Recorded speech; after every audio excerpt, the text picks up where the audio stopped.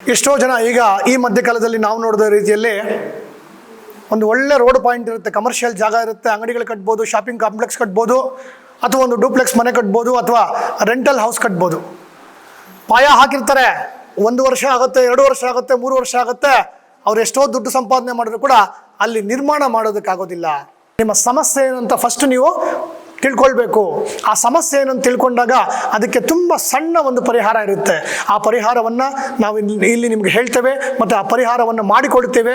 ಆ ಒಂದು ಪರಿಹಾರ ಮಾಡೋದ್ರಿಂದ ನಿಮ್ಮ ಸ್ವಂತ ಮನೆಯನ್ನು ನೀವು ಮಾರಾಟ ಮಾಡೋ ಅವಶ್ಯಕತೆ ಇಲ್ಲ, ಸ್ವಂತ ಸ್ಥಳವನ್ನು, ಜಾಗವನ್ನು, ಸೈಟನ್ನು ಮಾರಾಟ ಮಾಡೋ ಅವಶ್ಯಕತೆ ಇಲ್ಲ, ಮತ್ತು ಏನು ನೀವು ಬಾಡಿಗೆ ಮನೆಯಲ್ಲಿ ಇರ್ತೀರೋ ಆ ಮನೆಗೆ ಕೂಡ ಹೋಗೋ ಅವಶ್ಯಕತೆ ಇಲ್ಲ. ಇರುವಂತಹ ಮನೆಯನ್ನೇ ನಾವು ಏನು ಸಮಸ್ಯೆ ಇದೆ ಅಂತ ಕಂಡುಹಿಡಿತೇವೆ, ಆ ಸಮಸ್ಯೆ ಏನಂತ ಹೇಳ್ತೇವೆ, ಅದಕ್ಕೆ ಪರಿಹಾರವನ್ನು ಹೇಳ್ತೇವೆ. ಸಂತೋಷವಾಗಿ, ಸುಖವಾಗಿ, ಅಷ್ಟೈಶ್ವರ್ಯಗಳಿಂದ ನಿಮ್ಮ ಮನೆಯಲ್ಲೇ, ನಿಮ್ಮ ಜಾಗದಲ್ಲೇ, ನಿಮ್ಮ ಸ್ವಂತ ಜಾಗವನ್ನು ಹಾಗೆ ಇಟ್ಕೊಂಡು ನೀವು ಜೀವನ ಮಾಡೋ ರೀತಿಯಲ್ಲಿ ಇಲ್ಲಿ ಎಲ್ಲ ರೀತಿಯಾದಂತಹ ಪರಿಹಾರಗಳನ್ನು ಸುಲಭವಾಗಿ, ಸೂಕ್ಷ್ಮವಾಗಿ, ಸರಳವಾಗಿ ಹೇಳ್ಕೊಡ್ತೇವೆ ಸರ್.